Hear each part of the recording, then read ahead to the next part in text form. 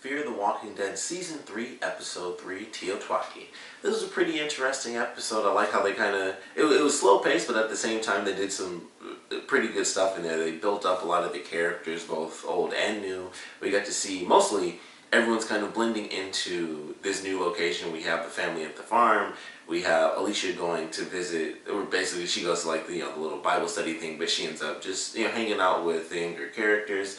Nick is the one who's kind of on the outside, and Madison's the one who's like, we're staying here and that's pretty much it. She's kind of in this mode of like, we just lost Travis. There's really no point in kind of doing our whole exploration sort of deal anymore. Like, we just like officially lost someone. It wasn't like we lost Nick and now we found him. We know that Travis is dead, and as far as they're concerned, it's like it's just the three of us, because they don't know Salazar is of course alive, which really awesome that they brought him back at the end of this episode. And they don't know if they'll ever actually see Strand again. They don't really know how things are going to play out. So it's like, it's just us. We got to stay here. And even Madison says, like, if you and Luciano want to go ahead. And she's like, we're staying here, and that's pretty much it. And she regrets having said that, later in the episode. But I kind of like how just the position that she's in, it kind of made for some interesting moments with her character, where it's like she never would have said that before, but you can tell it's based on her having just lost Travis, and now it's like, I don't know if we should go out and do what we were doing before, where we just keep moving to survive. We might as well just stay here, because it's just three of us anyway, four if you count Luciana. So it was just interesting the way they kind of played the dynamics of the characters. Nick was having his moment with just crazy Troy, so that was just crazy for both of them, really. And at first I thought for sure he shot him, because the way they did it, that was kind of a great way to do it, because I'm like, holy crap, he just killed this guy.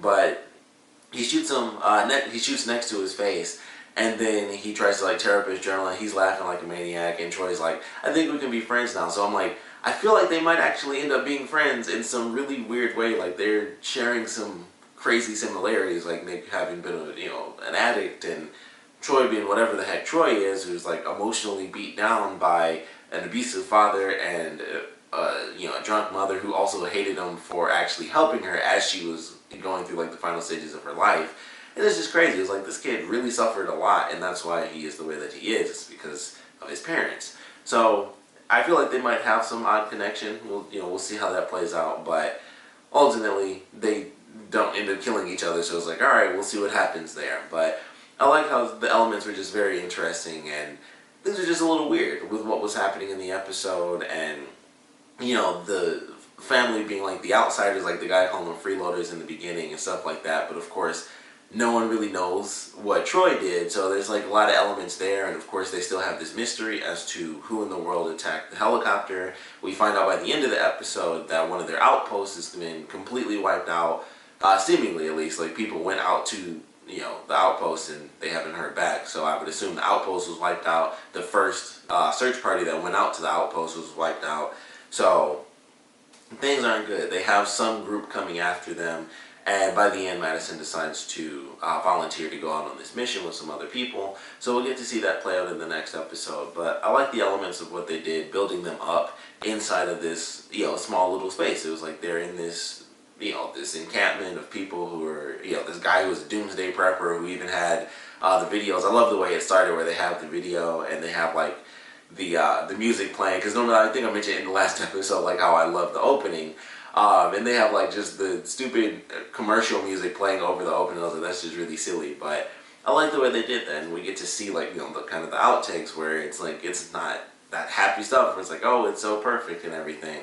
We see the outtakes and how crappy that family truly was when they were younger, and how, I can't even think of the father's name, but he was a crappy father, and, Troy had a crappy mother as well. Like, she was drunk, the dad was abusive, or at least angry. He is not necessarily abusive, but he was definitely angry, at least that. So there's just interesting, some of the stuff that we definitely got from this episode, and how, we have these two boys, where you have one who's sane and one who's not so sane.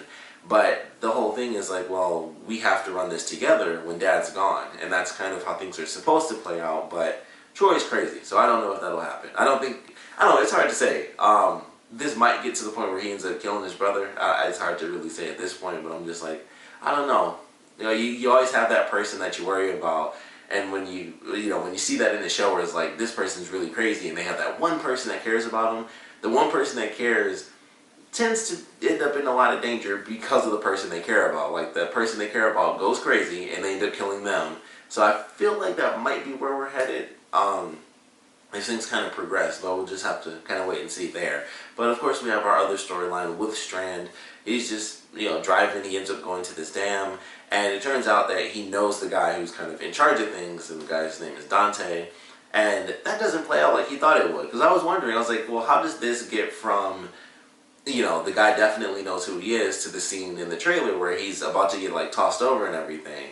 And it was actually really simple. It was like, this dude knew who Strand was, and it was pretty much, it was just like, yeah, we're just going to kill you, because all you do is, like, that's just who you are. And I was like, oh, that kind of makes sense. Like, yeah, there was no actual issues or anything like that where he actually made the guy angry. It was just automatic, where he's like, I know who you are. Like, all you do is take. Like, that's what you do. You kind of insert yourself, and then you take from whatever, situation that you're in. So I was like, oh, that is kind of catching up with him really fast. But of course, he finds a way to survive, and he says, like, you need me.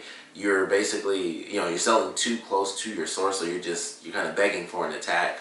So of course, he ends up surviving, and when he gets the water bottle, that's when we end up fighting Salazar. So I'm excited for the next episode, where it seems like he's going on, like, based on the promo, it seems like most of the episode, at least, is like his flashback and how he survived. It seemed like he was on like an 8-year trek or something. He's in like a bunch of different costumes. He's fighting. He's like setting people on fire. It was just crazy. I was like, okay, I'm excited for this little journey, and we get to, finally see him come back. Because, like I said, that was the big thing, where it was like, what's going on with him? Did he truly die? Did he not truly die? I figured he didn't. But I'm excited to see what they do. And of course, with him coming back, and I mentioned this before as well, since we didn't see him in the premiere, with him coming back, does that mean that we will find out where Ophelia is? Because it just makes sense to kind of, do the episode in that way. It's like, okay, well, Salazar is officially alive. Now we can basically have an episode on the Salazars. Like, he's here with Strand, so that's still the story of two characters in that regard. And then on the other side is Ophelia and what she's dealing with, and being in the States now, and wherever she is within the States, whether or not she will run into those people from the Passage, a little prologue before the season kicked up. So it just makes me wonder if that's what we'll end up seeing in the next episode. I personally speaking, from a story perspective, I think it makes perfect sense. We have the reveal of Salazar, so then we get his flashback, and then the other side of this episode, we finally get to see what's happening with Ophelia. Hopefully her story is way better this season, because once she got into like her own story, she was absolutely irrelevant to the last season. Like, she showed up a little bit, and then that was it. And it was like, I would forget she even existed, because she wasn't doing anything. Like, she left the group to kind of go on her own. She like stole the truck when they got to the hotel, and she took off. And after that, I think she showed up twice after that, and I think we still had quite a few episodes left when that happened. And she had one episode where it was like her backstory about how she like met her husband that she didn't end up marrying. And then after that, it was what happened to her in like the season finale when she got to the States. And like this random dude ended up finding her, and that was pretty much it. That's the last time we've seen her. So I'm hoping that that's how they do it with the story, where it's like, all right, we have the father come back. Now that we're telling his backstory in the next episode, hopefully we also get to see Ophelia's story and whatever is going on with her. And like I said, hopefully a much greater relevance to this season compared to the last one, because she had some importance, and then once they kind of sent her off on her own, she became useless. And it was like, well, that kind of sucks, because I didn't hate her character or anything, but to send a character off on their own and not give them something kind of makes the character seem really pointless and crappy to like the entire series in general. So it's kind of what they did with her character when she left, and they didn't even focus on her. It's like, yeah, clearly she's not that important of a character to this show if like there's no focus on her whatsoever outside of like 2 points, and then that's it. Like, Nick had a whole thing as one of the main characters, and she was gone for like almost as much time as him, and she got like 2 scenes. So it was like, clearly the levels of importance vary. So I'm hoping we do get to see her in this next episode, but I'm very excited that Salazar is back. Very excited to get his crazy little journey from like the wine cellar that he set on fire to how he got to the dam and everything he did in between there. So really looking forward to that. It was a great reveal. I was glad to see that he was back. Like I said, I figured that even a lot of people figured that he wasn't officially dead. It's that thing, you don't see a body, probably not dead. The only case that I would make an exception for that would be Travis, because he fell out of a freaking helicopter. So, certain situations, like, okay, I don't need to see the body to know that he's effed up. He fell out of a helicopter after getting a ricochet bullet in his neck. So I'm like, I don't think he made it. That'd be crazy. That'd be so crazy if he comes back in the season. We find out he lived. That would be insane to me. But if he does, I wouldn't hate it, because it would be cool to see him come back. But that would be insane if he actually survived. And they're like, yep, totally convoluted reason, but check it out, he survived.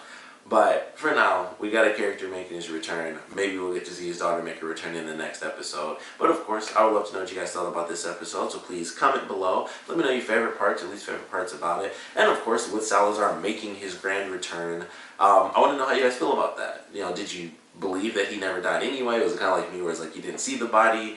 Some people had some theories and stuff, like how he survived anyway, because there was actually like a manhole cover in the wine cellar. It's like he could have easily escaped that way.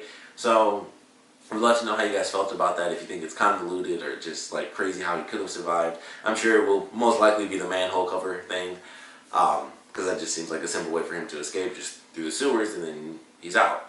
So we'd love to know how you guys feel about his return, and of course what you guys thought about this episode in general. So please comment below, let me know, and thanks for watching.